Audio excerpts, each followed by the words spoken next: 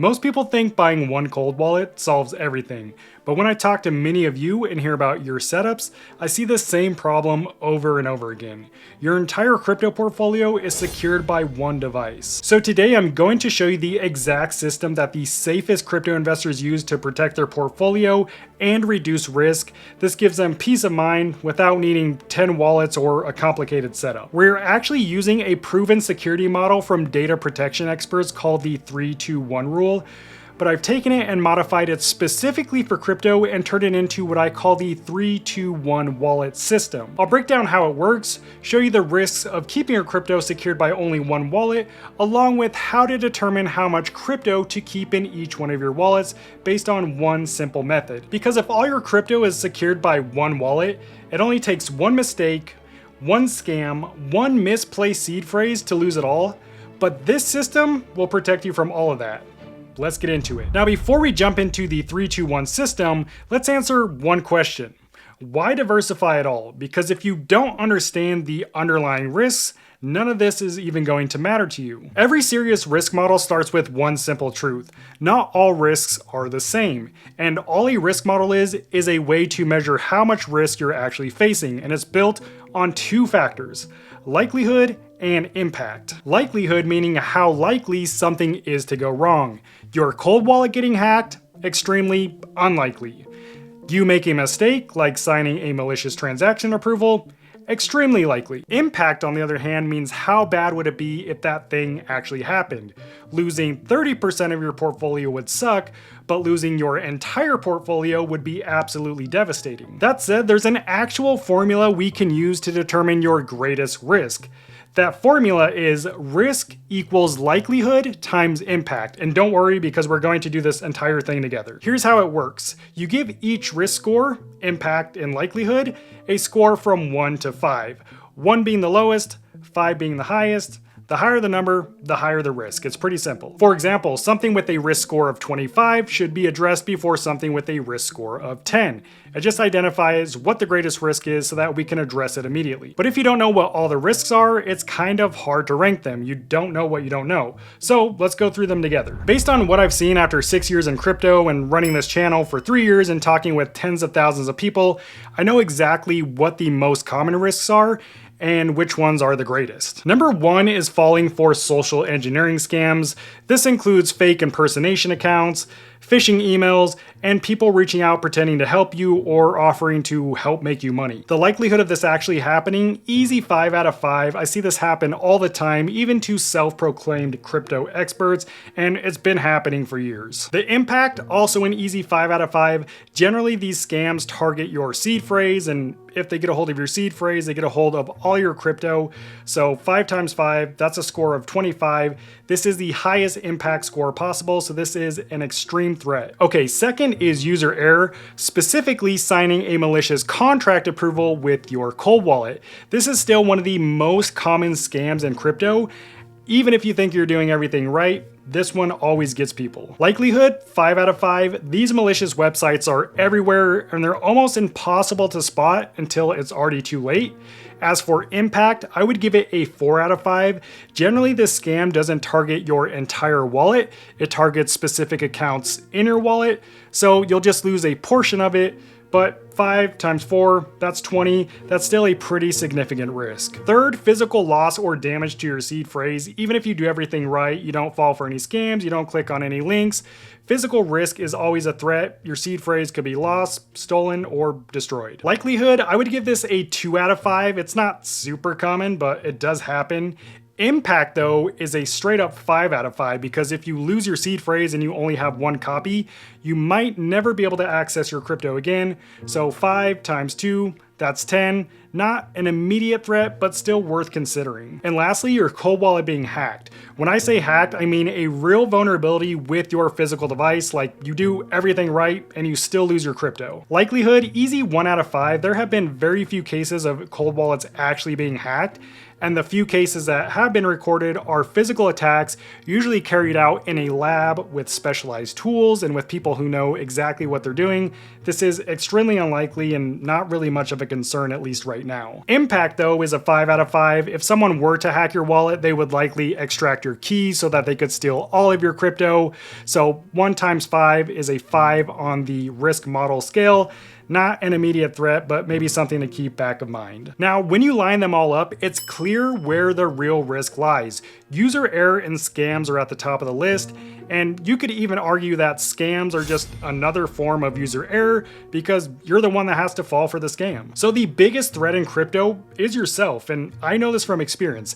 Every time I've made a mistake in this space, it has come down to my own negligence. I was either panicking out of fear or rushing out of greed.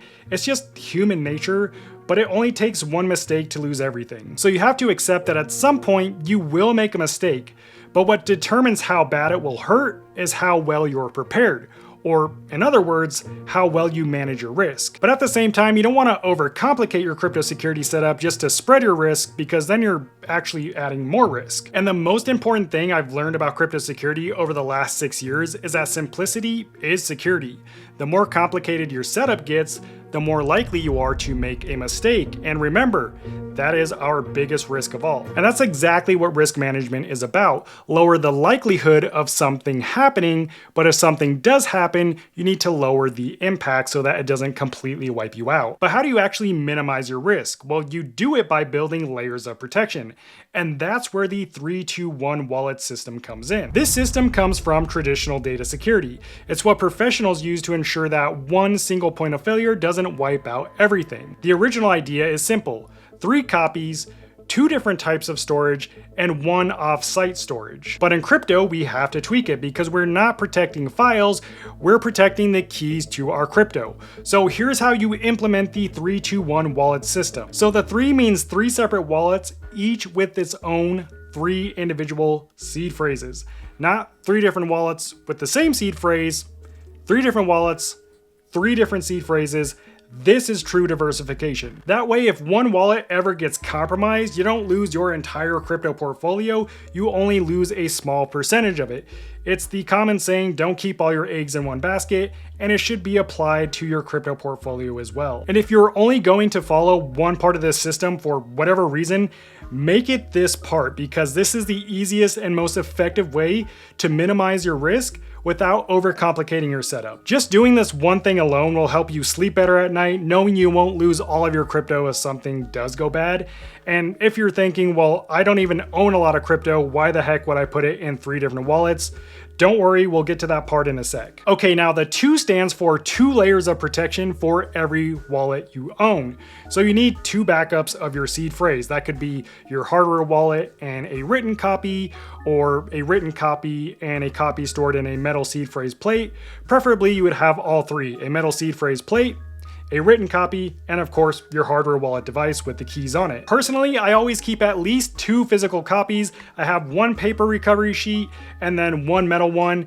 And then of course, I have my hardware wallet. The point is redundancy. You want to always have a backup in case something happens to one of your other backups. And the 1 means 1 wallet and its seed phrase should be stored off-site, or at least not in the same place, just in case something bad does happen to where you keep the majority of your stuff, like your house is on fire, there's a flood, someone breaks in. You should have something off-site that you can access even in emergencies. Now, maybe you don't have another home to put it in, or a safety deposit box at a bank, or anything like that, but you have to get creative. At least put it further away from the rest of your backups. So to sum it up, 3 wallets diversify your portfolio, 2 layers make sure you can always recover your crypto, and 1 offsite copy protects you from total loss in case of an emergency. That's my version of the 3-2-1 system. It's simple, it's effective. You could walk away from this video and implement it almost immediately. Most importantly, it keeps me from stressing out about losing my crypto,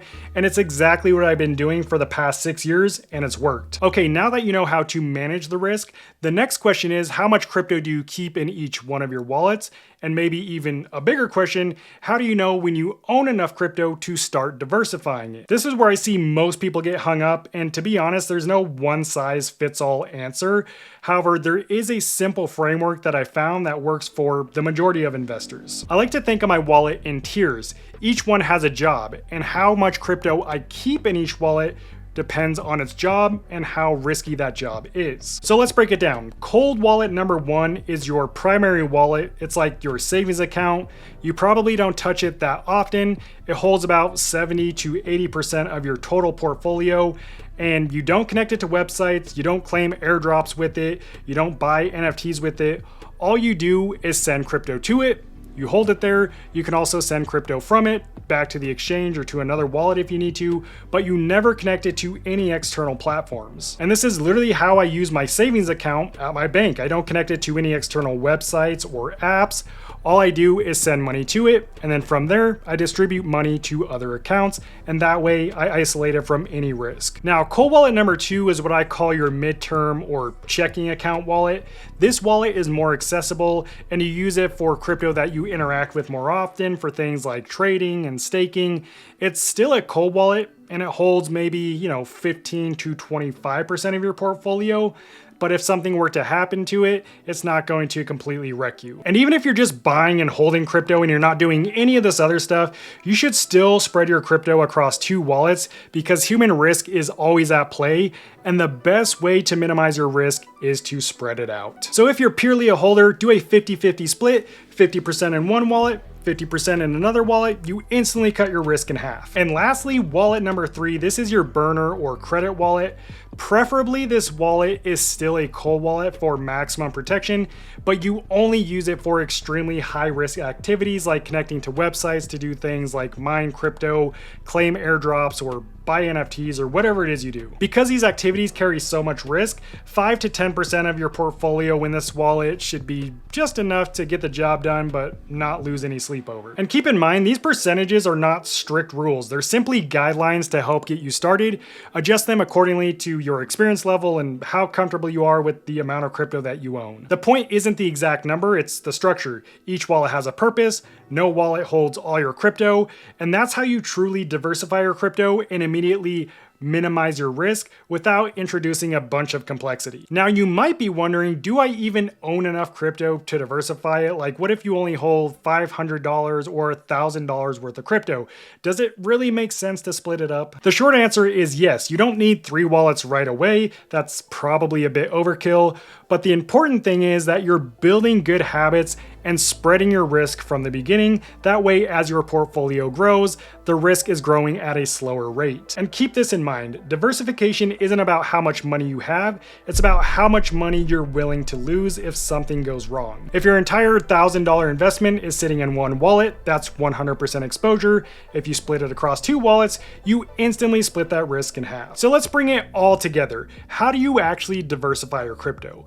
The good news is it's really easy. The pros far outweigh the cons. The only real downsides are the cost of buying multiple cold wallets and having to manage them. But the upside is huge. You're instantly more secure than 90% of people in the crypto space who don't even use a cold wallet, and you're going to sleep a lot better at night knowing your crypto is safe. So all you really need to do is choose 2 cold wallets and just start splitting your crypto in between each one. Now, if you already have a cold wallet, you could probably just buy that same cold wallet again since you're already comfortable with it and you're good to go. Or if you want to try something new, that's fine too. It doesn't really matter what wallet you use as long as it's a reputable brand, because at the end of the day, all these cold wallets do the same thing. They secure your crypto. So it really comes down to what you feel confident and comfortable using. Now, I will say, out of the 30 plus hardware wallets I've tested over the last 6 years, there is one that stands out as the easiest one to diversify your crypto with. With most cold wallets, you have to connect each one separately to manage your portfolio, which really isn't a big deal. But I prefer simplicity. I am naturally an unorganized person, so the simpler my setup is, the less likely I am to make a mistake, and that's just how I like it. That said, Tangem is hands down the easiest wallet to use to diversify your crypto, and it's just the easiest to use in general. That's why most beginners here on the channel end up going with it. Plus, you can manage an unlimited number of wallets using your single Tangem app. All you need is your phone and your Tangem card, and to switch between wallets, each with its own unique seed phrase, you just swipe left or right at the top of the screen, and it's really that simple. And you only need 2 cards to set up one Tangem wallet, so if you wanted 2 wallets, you would only need 4 cards. Or if you want 3 wallets, you could get 2 3-packs, that would be 6 total cards, which would allow you to set up and manage 3 separate wallets in your one Tangem app. And the total cost of 2 6-packs is still more affordable than what most cold wallets on the market cost. Plus, I've dropped a discounted link in the description of this video if you want to check this wallet out. Or if you have more questions about Tangem First, check out my review video here. Or if you want to see how to set it up and actually use it, check out my user guide. I'll see you there. God bless.